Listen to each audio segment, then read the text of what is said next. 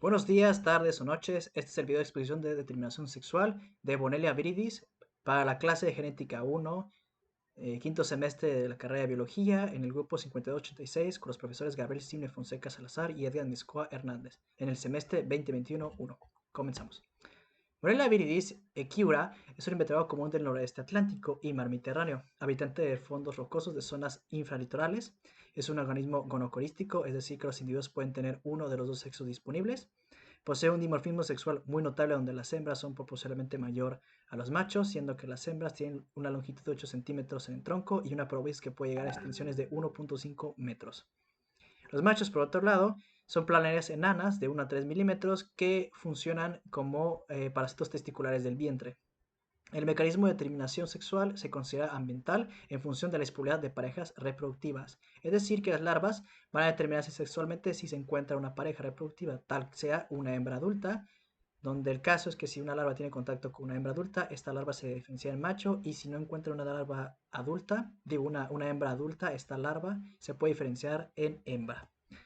Empezamos con Lute de 1975 haciendo una inspección de trabajos tempranos, encontrando a tres autores principales que empezaban a hacer la investigación respecto a esta especie. Y Baltasar es la persona que sugiere la terminación sexual ambiental, dado en sus investigaciones donde él pone en contacto las larvas trocóferas con las probóscis de las hembras adultas o extractos intestinales femeninos y encuentra que estas larvas se diferencian a machos en un proceso llamado, que él determinó Russell-Schunsten. Sin embargo, por otro lado, si estas larvas no encontraran una interacción con algún adulto femenino, estas se diferencian hacia hembras y llegan a su madurez en un lapso de 2 años, un proceso que determinó Baltasar como Glaushausen. Por otro lado, una fracción minúscula posee intersexos o no se desarrolla según lo esperado. Eso quiere decir que estos organismos poseen un fenotipo mosaico, es decir, tienen características masculinas y femeninas, por lo que Baltasar suponía que existía un fondo génico en la determinación. Herbes, como otro autor, realizó experimentos con factores externos no fisiológicos, haciendo incremento de ciertos iones o disminuyendo algunos otros iones en el agua marina donde tenían los cultivos de esta especie, o también disminuyendo el pH inyectando dióxido de carbono, produciendo una masculinización no específica de las larvas. Wilkinski en 1968 propone una hipótesis tras análisis citológicos que este proceso de determinación viene acarreado desde la ovogénesis, donde dos células de tipo enfermeras ayudan a determinar dos tipos de óvulos distintos. En la discusión de Leuter, tras estudios posteriores con micrografía electrónica, encuentran que esta hipótesis ya no puede ser respaldada, ya que si bien existe un puente citoplasmático entre las células enfermeras y el ovocito, no existe una incorporación nuclear de las células enfermeras al ovocito, por lo tanto esta prefijación en un arquetipo sexual no puede ser dada como tal. También Leuter encuentra que aproximadamente 10% de las larvas no se desarrollan directamente a lo esperado, por lo que hay larvas fenotípicamente determinadas. El primer artículo es de Angius y es del 79, y este autor propone que quizás el factor masculinizante puede ser el pigmento que conlleva, que está cubierto, que cubre a la hembra adulta, que es la borelina, y este se encuentra en menor cantidad en la probóscis. Las hipótesis del autor ponen que quizás hay un potencial alojamiento de las larvas en el tronco, que también está lleno de pigmento, hay una adherencia y una diferenciación como tal, y que también los extractos de la probóscis y el tronco ejercen un efecto diferenciador en el desarrollo de la larva.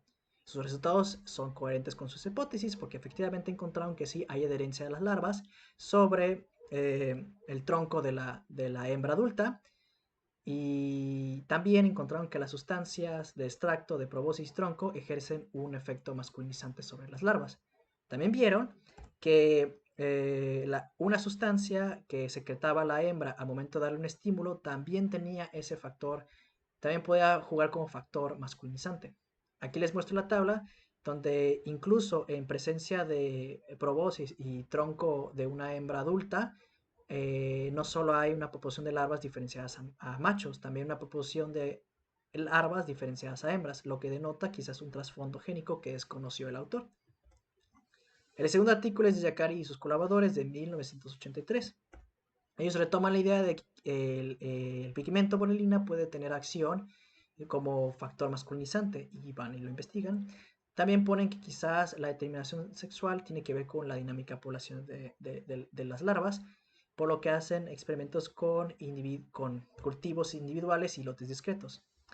Se basan en 4 experimentos para llegar a estos objetivos, donde hacen un estudio del comportamiento y desarrollo de larvas indiferenciadas en la presencia y ausencia de hembras adultas, un estudio para la interacción de las larvas en lotes de cultivo, otro para comparar los efectos de bolina con aquellos extractos crudos de hembras adultas y aquellas secreciones externas de la pared corporal, y por último un estudio de efecto de la bolina en diferentes condiciones, ya se hace en concentraciones distintas para las larvas o eh, ponerle este pigmento a las larvas durante distintas etapas de su desarrollo o si tiene algún efecto fototrófico sobre las larvas. Desafortunadamente, los resultados son inconsistentes y los investigadores descartan estos resultados. Bueno, hablando del primer experimento, encontraron que gradualmente el 98% de las larvas adhieren a la proboscis y dentro de 3 días se diferencian en machos maduros.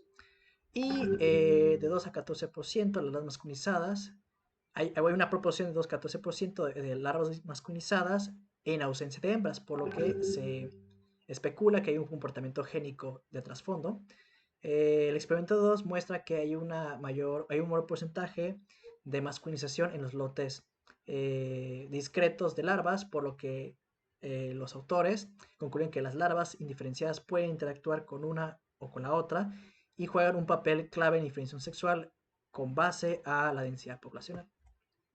Los resultados del experimento 3 muestran un porcentaje de machos e intersexos significativamente mayor cuando están sometidos a la solución de bolina. No obstante, cuando las larvas están sometidas a la secreción del tronco de la hembra madura, esta tiene una significancia muchísimo mayor sobre el proceso de masculinización con respecto a la solución de bolina. Por lo tanto, los autores concluyen que la bolina no es en sí el factor masculinizante per se. Más bien, la sustancia nativa de masculinización es un derivado de la bolilina o puede tener como una de sus constituyentes. Puede tenerla como una de sus constituyentes. También encuentra que la masculinización no necesariamente tiene que estar en contacto con las larvas y la hembra adulta. Puede ser por la transmisión de esta sustancia que secreta la hembra a su medio. Los investigadores hacen una analogía con otra especie de anélido, Ophirotrocha purelis, que su ciclo de vida tiene 3 fases sexuales, donde la primera es macho, la siguiente es hermafrodita y la última ya es hembra. Ponen en cuenta que si tienes 2 individuos hembras y se mantienen juntos, uno de ellos va a revertirse a macho en función de si este individuo tiene menos caracterizado el aspecto femenino, cosa que puede encontrarse también en similitud con las larvas en lotes de Polylabiris. También encuentra que hay un estímulo hormonal en Ophirocota purelis, donde si existe este estímulo hormonal, el individuo va a mantenerse como hembra y si no, este individuo va a revertirse como macho. Los investigadores encuentran un paralelismo con la masculinización en torno a la presencia de hembras de Boreaviris y en función a, al fenómeno que ocurre en Ophirocota purelis. También encontraron que por selección continua de crianza de linajes puros, se puede conseguir linajes puros masculinos y femeninos de Ophirocota puelis y que estos linajes al seguir criándose pueden hacer crías inmaduras indiferenciadas, que si estas crías se ponen en contacto con individuos maduros ya diferenciados, estas crías se van a diferenciar hacia el sexo hacia el sexo acoplado al que les falta. Y este posible caso puede ser similar con Boreavidis, ya que también hay larvas no sexuadas, pero la principal barrera que encuentran los investigadores es que la crianza tarda aproximadamente 2 años, lo que es un tiempo bastante considerable. El último artículo habla sobre la dinámica poblacional y la evolución con respecto a la determinación sexual en Boreavidis por parte de Berek y sus colaboradores en 2005. Estos investigadores desarrollaron un modelo de dinámica poblacional que se ajusta a 2 principales preguntas. ¿Cómo la determinación sexual ambiental, ESD, por siglas en inglés, afecta a la dinámica poblacional? ¿Y por qué esta estrategia es mantenida en Borealis y qué mecanismos evolutivos son los más probables para ajustar esta particular estrategia? Cabe recalcar que dentro de esta investigación proponen 2 tipos de larvas, que una es la singámica, la cual está predeterminada sexualmente desde la fecundación, y otra que es la metagámica, la cual puede ser predeterminada sexualmente por aspectos ambientales o aspectos genéticos que se desconocen para esta especie. Lo que encontraron los investigadores es que si se juega con los parámetros en simulaciones, pueden encontrar que la estrategia se vira respecto a una u otra. Por ejemplo, en la gráfica de la izquierda se muestra si hay una mayor incidencia de mortandad en machos, el alojamiento de las hembras es constante y gracias a ese alojamiento no es necesaria una producción de individuos singámicos, por lo que la estrategia de determinación sexual mental es la más predominante. Por otro lado, si la tasa de mortandad es mayor en hembras, va a haber un equilibrio dado por la estrategia de determinación sexual génica, donde la fracción de individuos singámicos aumentará y equilibrará en peso la otra estrategia, por lo que se va a decantar hacia la estrategia de determinación sexual genética. En este caso, de que las hembras sea una mayor incidencia de mortalidad en las hembras. Bueno, los investigadores ponen cuáles son los mayores factores que mantienen la estrategia de determinación sexual ambiental. El primero es la competición por alojamiento vacío entre las larvas y el segundo la competición de parejas entre machos residentes en hembras. Esto se traduce en que las larvas del desarrollo sexual ambiental pueden ajustarse su sexo a condiciones ambientales, lo que conlleva mayor potencia de hembras en un ambiente vacío para alojamiento, o sea, una mayor afinidad de este organismo para poder subsistir en el ambiente que viva. Por lo que la predominancia de la estrategia de determinación sexual ambiental es bastante considerable y permitente.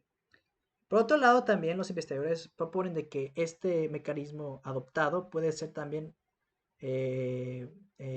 puede ser también un resultado de que las larvas tienen una determinación sexual poligénica. Esto quiere decir que hay larvas hembras que tienen cargas genéticas femeninas determinadas y hay larvas que tienen cargas masculinas determinadas y hay organismos de ambas cargas que se viran a una o a otra según patrones ambientales.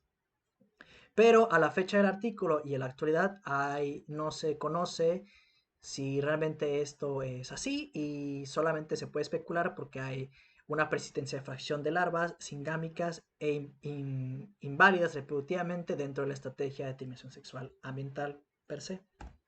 Bueno, a modo de conclusión podemos decir que la determinación sexual de Bonilla Vidis se lleva a cabo por medio de factores ambientales totalmente en torno a la disponibilidad de pareja y hay factores genéticos que todavía se desconocen.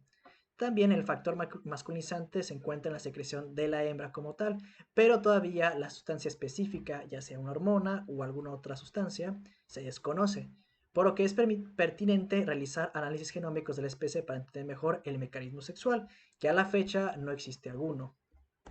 Por último, les muestro las referencias y por mi parte, solo los invito a dejar en la caja de comentarios sus preguntas y aclaraciones y síganme en mis redes sociales.